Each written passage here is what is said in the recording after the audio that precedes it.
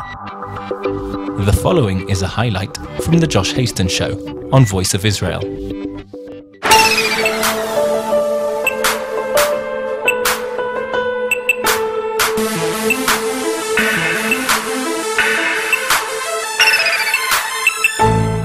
We are back. We are live in Jerusalem. My name is Josh Hasten. This is Voice of Israel. Thank you so much for joining us wherever you are in this wonderful world of ours. Hope you are safe. It is the 24th of February, 2015, and it is 3:34 in the afternoon. Yesterday, I celebrated my birthday, and today we also have a birthday boy in the house, Yarden Frankl, HonestReporting.com. It's his Hebrew birthday, which I don't know if he celebrates or not, but still, you know, in this country, it is Israel, so let's go ahead and celebrate your Hebrew birthday, Yarden. Welcome. Well, not so fast, because the Hebrew birthday makes me a little bit older, so I'll stay with whatever date makes me younger, because my birthday is when it is. Some years, leap years, when there's 2 months of Adar, the Hebrew birthday comes after the English birthday. So whatever makes you younger, that's what you'll take. But anyway, happy birthday, Hebrew birthday from all of us here at Voice of Israel. Welcome. As always, we're going to be dealing with anti-Israel media bias. We've been doing the good, the bad, and the ugly the last several weeks. And you told me just during the break here that I think you want to start with the dams story. Yeah, yes? we're going to take a little bit of a break this week from the good, the bad, and the ugly. We'll bring it back next week, because there's two issues I want to talk about. And the first one is kind of a crazy issue, which shows you about anti-Israel media bias. And it is a story that we saw about Israel opening floodgates, opening dams, and flooding the Gaza Strip.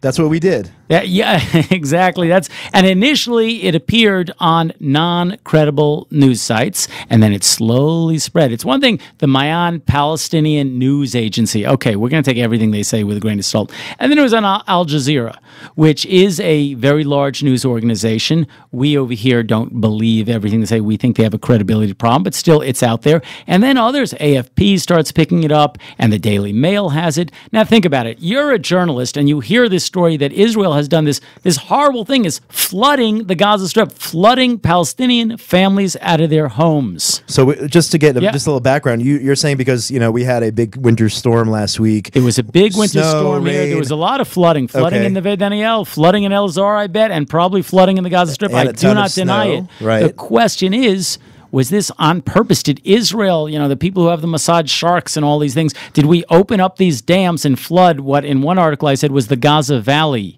And I think some people need a little geography lesson. Please. The idea that there are mountains around Gaza and we've dammed up all the water, and then we said, aha, here's one more way we can get the Gazans. We're going to flood them. And yet the story was written. The journalists didn't ask the questions. And then other agencies start running with it. The Daily Mail in the UK, very widely read publication, is coming out and saying that Israel has flooded these homes. And what is the reality? The reality is it was just as a result of the tremendous amount of rain. It rains, places flood. Israel is actually sending them pumps to help with the flooding. But the idea that we knew that this story was a lie, because there are no dams around Gaza. Yeah. Where are the dams? Hey, reporters, anybody who wrote this, who published this, show me a dam. I'll go with you. I'll go with you to southern Israel. We'll go around the Gaza Strip. If you find a dam, I'll give you 1,000 shekels right off the bat.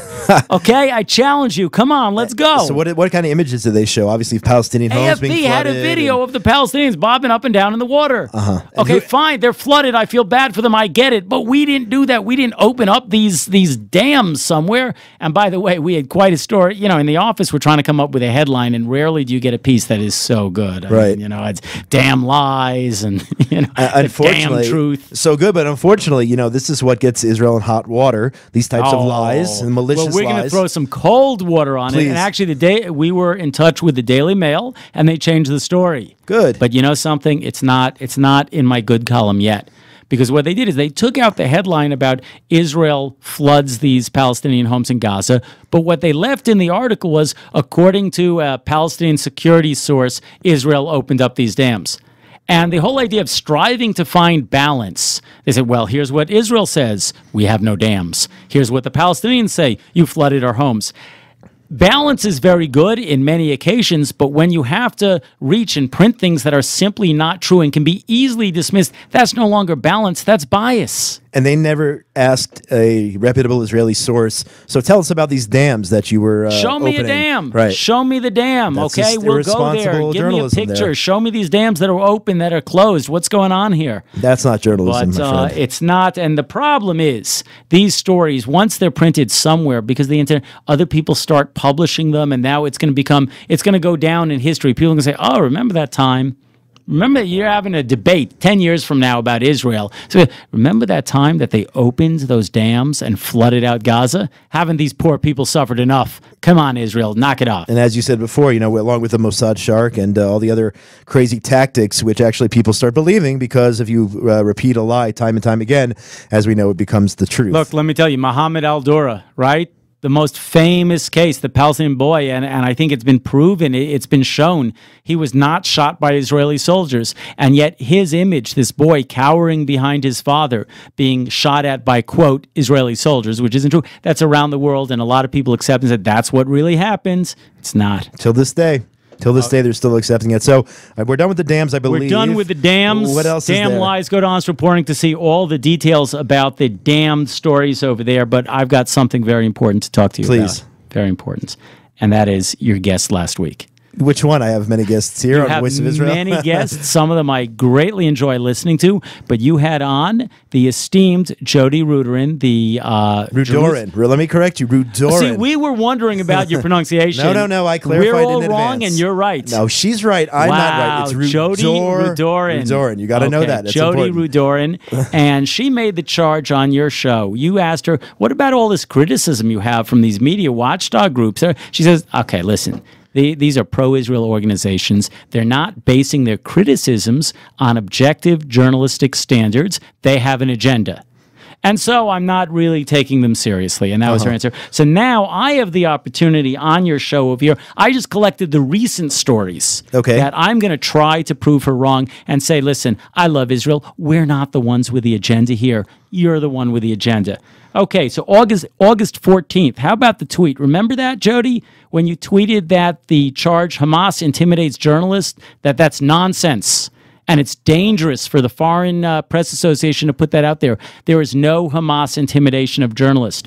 Well, if you go to the Honest Reporting website, we've linked to an entire list of foreign journalists who were indeed harassed and intimidated by Hamas.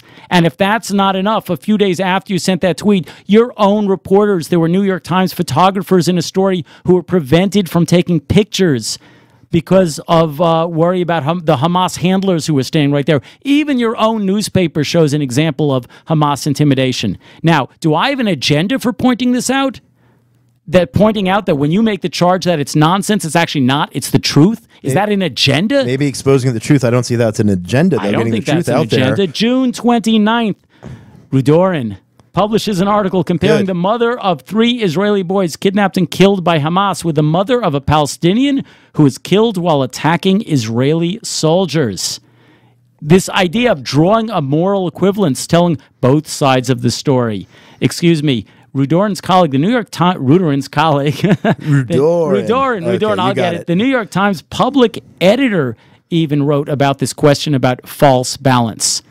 They let the mother of this guy who was throwing firebombs at Israeli soldiers who was killed, they let her say, well, we don't even know if these boys were really kidnapped. Right. That's not true. I'm sorry. That is not objective journalistic standards, trying to find balance where there is none.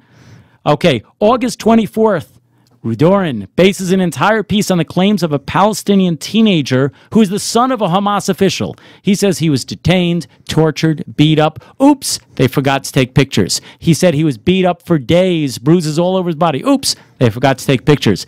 Now, somebody wrote, if the Times reporters could actually corroborate the story, more power to them in publishing it. But at this point, they are just repeating unconfirmed allegations from a dubious source. In other words, passing along wartime propaganda as news. Was that honest reporting, Jodi? Was that camera, Jodi? No, that was your colleague David Bernstein writing in the Washington Post. Is he a pro-Israel advocate?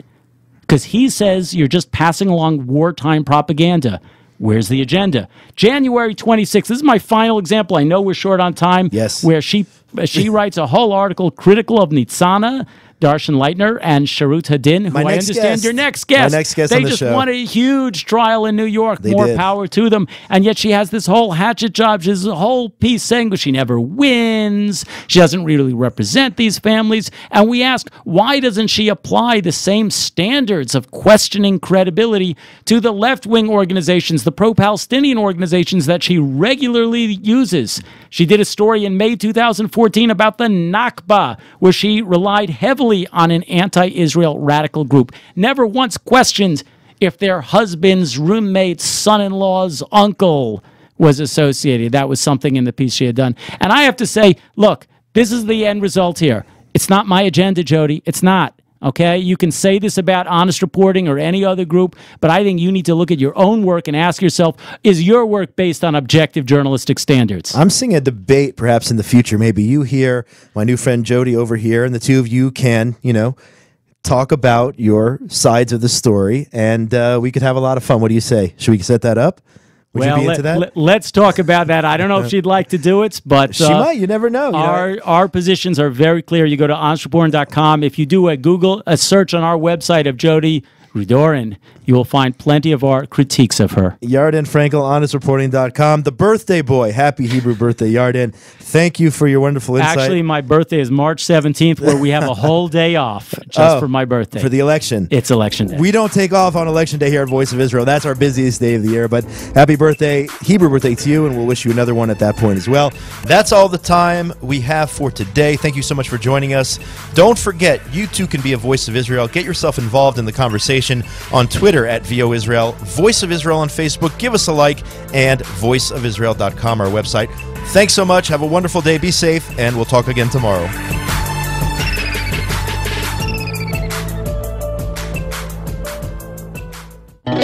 Voice of Israel, your source for news and views on everything Israel and the Middle East.